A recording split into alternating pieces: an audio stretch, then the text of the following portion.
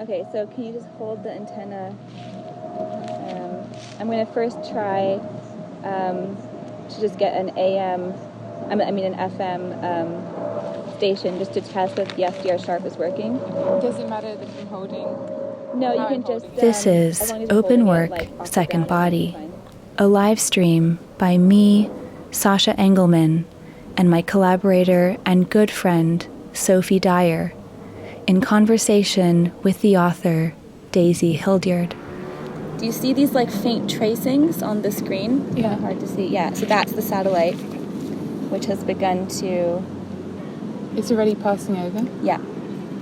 So, we're at the right frequency. Over the next 30 minutes, you will hear and see a poem about bodies, interference patterns, and atmospheres. A recording of Sophie and I talking about radio in Burgess Park, London.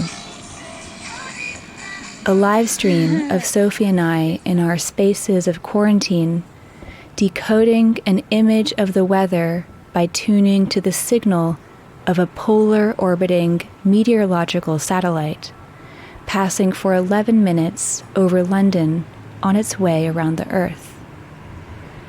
And finally, a response by Daisy Hildyard. So much environmental information in there. Well, when I heard about the NOAA satellites, I thought it was just cloud coverage. Yeah. I find this so fun. Like, every time I do it, it's like when you drink a pot of tea and you read the tea leaves. It feels like a divination process every time I do this. It's like you never know what will come up. Because our kind of local sense of the clouds and the weather is so situated and local, but this is giving you a kind of like gigantic scalar image from the other side.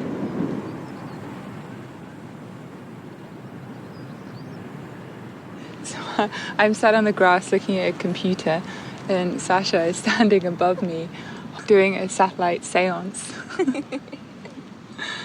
And the image is at 88%, and it's creeping up the screen, and I can see Portugal and Spain, and the UK is almost entirely obscured by a mass of swirling clouds on the left, and on the right, is the right the infrared image? On the right it's kind of some of the same patterns, but it's all kind of pale greys and mid greys, and you can't see any land. Or, oh no, maybe a tiny bit. It's beautiful. It's like a marble image. Like marbling, when you use water and oil and you get the kind of the swirls.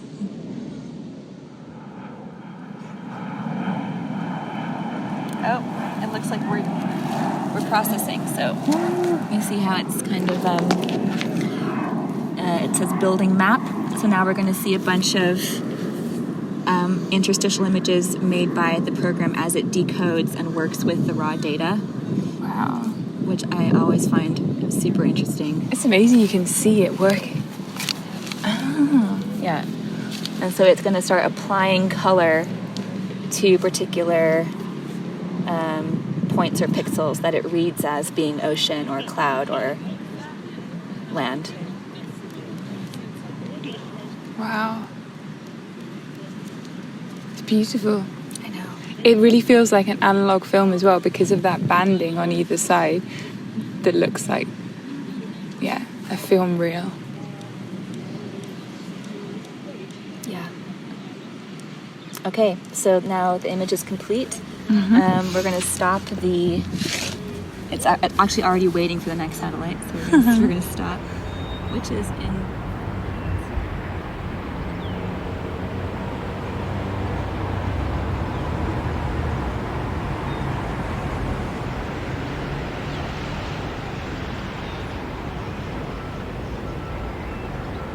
In southwest London, I feel the metal staircase beneath my feet, cold and textured.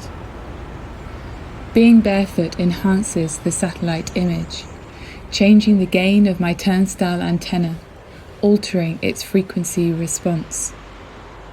I have set up a satellite ground station in my flat. Its component parts are a laptop, free software, prone to glitching, and a turnstile antenna that I assemble before each satellite pass. The antenna I hold, my body, and the staircase beneath my feet, redistribute energy, produce interference patterns, create new images. We are more than a set of global connections. Tuned to 137 megahertz, we are a more than human antenna, a radiant body, the satellite image, a work in movement. For Daisy Hildyard, everyone has two bodies. Your first body is the body you inhabit in daily life. It is the body that sleeps and eats, thinks and moves. But your first body has an uncanny other, the second body. You are alive in both. You have two bodies. Your second body circles the globe and hovers outside windows. Your body leaks across borders and escapes the skin's limits. Even from quarantine, you converge with other bodies, human and non-human. Before COVID-19, climate change disputed the idea of a quantified self. That is, the discrete, contained, measurable body. The warming atmospheres hiss. All bodies are porous. They have multiple endings and infinite beginnings. There is a way of speaking, Daisy says, that implicates your body in everything on Earth. Speaking of bodies instead of global connections is powerful, visceral, also arguably more accurate. As we weather COVID-19, where have our bodies travelled? Where have they leaped to and who have they met? What has entered inside us quietly and imperceptibly? One definition of an open work is an artwork created by holes, piercings, or gaps. In our open work, static, a weak signal, or the gaps in the transmission of a satellite image write an interference pattern that is the meeting of our first and our second bodies. It is the coiling of our first body around the second. It is stretching, craning, shifting weight from foot to foot. An open work incorporates the second body into the first. It tunes to the body, starting from its most expansive expression. That is the whole earth. In southeast London, I frightened the pigeons, aiming a sculpture of metal at an invisible medium that I can sense in the cracks between power line and tower block. To receive is not to accept or to hold, but to relay a speed of light signal that has journeyed through tropospheric currents, steel, copper, and coil, sweat on palms. To receive is to will my body to be poised and present in ghostly kinship with the satellite's near and far infrared sensors, talking in waveforms to algorithms and indices, tracing clouds in the liquid crystals of a sunlit screen.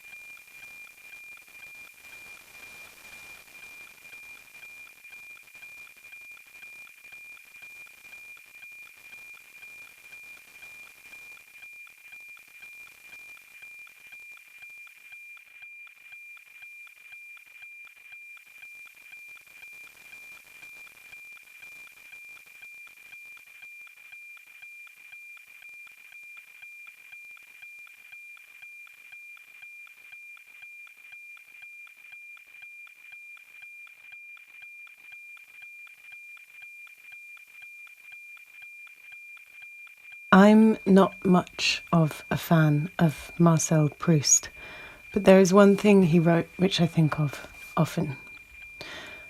It's a quote from an essay in which he talks about his childhood and how, when he studied the Bible, he used to think that Noah was the most unfortunate man in the Old Testament because it would be so terrible to be locked away from the world inside the ark for such a long time. It was only later, as an adult, when Proust became ill and had to spend long days in bed, in a stifling room behind drawn curtains, that he began to see the advantages of an isolated, enclosed situation, of being cut off from the world. Noah could never have had so clear a view of the world, wrote Proust, as when he gazed upon it from within his ark, sealed though it was, and when darkness was all over the earth. On the balconies of two flats in southwest and southeast London, right now, two bodies are holding two radio antennae. Inside the flats, two laptops are receiving communications from a NOAA satellite, which passes on its orbit 850 kilometres overhead. The satellite has 4 sensors which collect data from different perspectives. In London, the laptops demodulate the data, and each screen shows 2 disturbed images.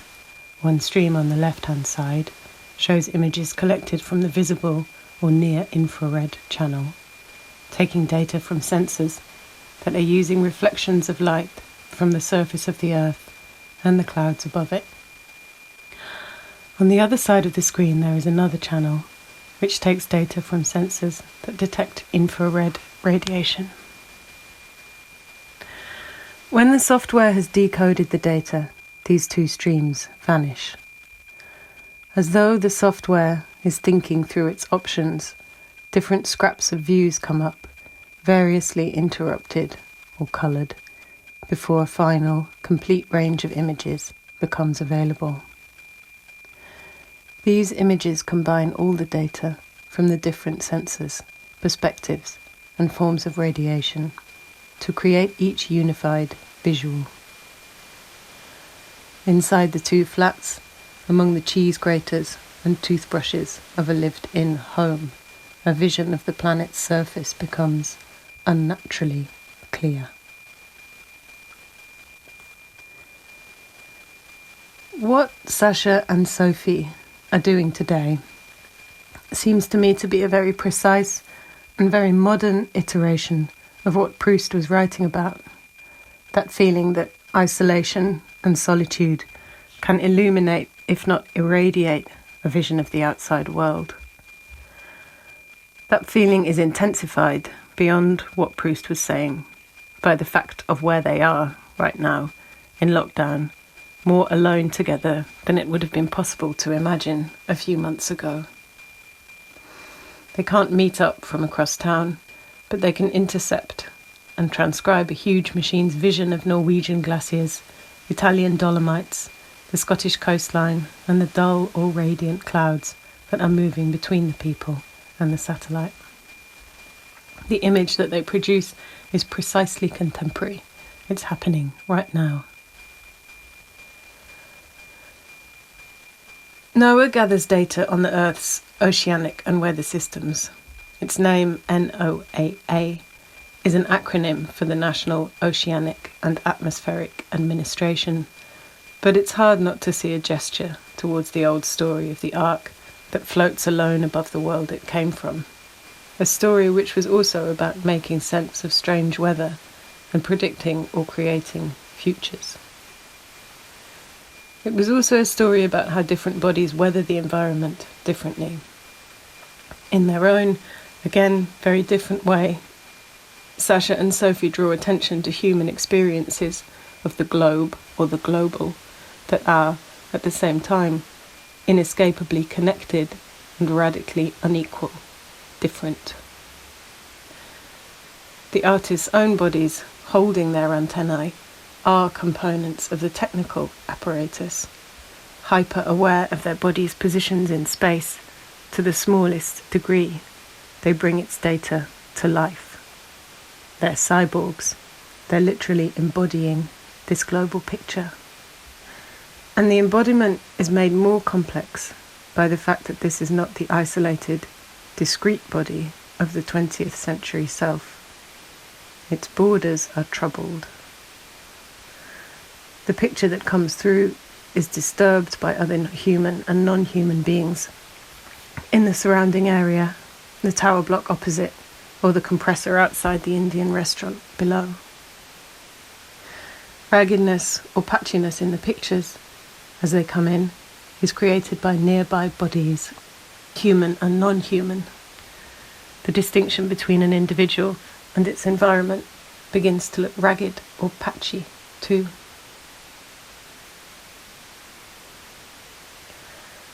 When I spoke to Sasha and Sophie over an internet connection last week, they told me that one thing they had not been told when they trained as radio operators was how physical it was. That what might seem like tiny modulations on their scale made a big difference to their relationship with this gargantuan satellite. They told me how, from their own personal experiences, there was a direct relationship with the body as it holds the radio antenna and the satellite as it moves above them. The satellite rises, reaches its zenith, and then sets, like any other heavenly body. When the human body, carrying its antenna, mimicked this curving motion, the signal it picked up was much stronger than that collected if the body stood still. Sophie's reception was disrupted in very particular ways when she stood on her metal balcony. Sasha has to dip and weave through her flap and balcony to get the right arc. If I want to get better at attunement, at listening to or learning from people or beings whose lives are different to my own, this gives me something to think about.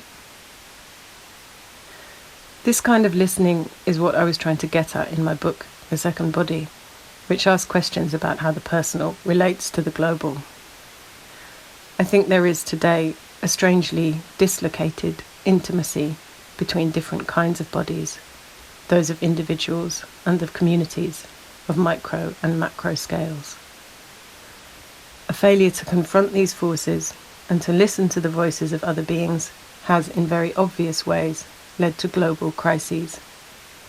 I was interested to notice on NOAA's own website its emphatic emphasis on security. The satellite agency claims that their creation saves tens of thousands of lives by protecting humans from storms, volcanoes, dangerous seas. Elsewhere, I read an article on how satellite data are used by search and rescue missions to locate migrant boats in the Mediterranean Sea. At first I found it hard to believe that the satellite's information is available to anybody who has the relevant equipment and training. It seemed to me that this kind of information is valuable, and therefore I asked, why isn't somebody selling it or licensing listeners? Sasha and Sophie pointed out that the monetary value of the satellite's data has diminished in relation to other higher resolution material that is commercially available. During the same conversation, they also reminded me that a radio broadcaster, in normal circumstances, cannot know who is listening in. Listeners are untraceable. Right now, when messages and click-throughs can be mapped and stored, people watching on YouTube can be followed. This information can be used as evidence or owned. This kind of listening seems like something powerful. Your presence, as you listen to their work, is a different kind of disruption. Listening to their listening to the satellites, watching their screens. The weird, negative agency of the invisible. The distant, the other, the spaces between things, appears forceful and alive. What appears to be empty space is massive and busy. Their broadcast exposes all kinds of activity which surpass or undermine human understanding. You can feel it in your listening body. Everything that is in the air between Sophie in southwest London and Sasha in southeast London. Sound waves, pollen, particulates, radiation, midges, dust, an exhaled virus. Anything which goes beyond the human and connects bodies to one another, for better and worse.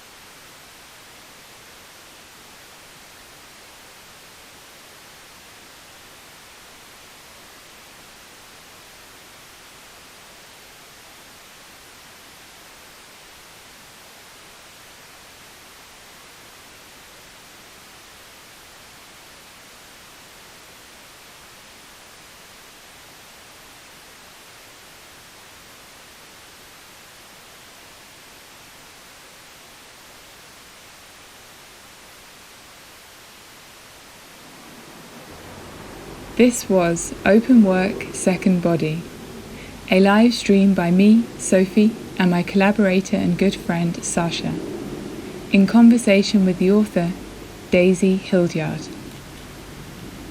We would like to thank the Soundcamp team, Grant Smith, Dawn Scarf, Christine Bramwell, Maria Papadumanolaki, and Cara Drew.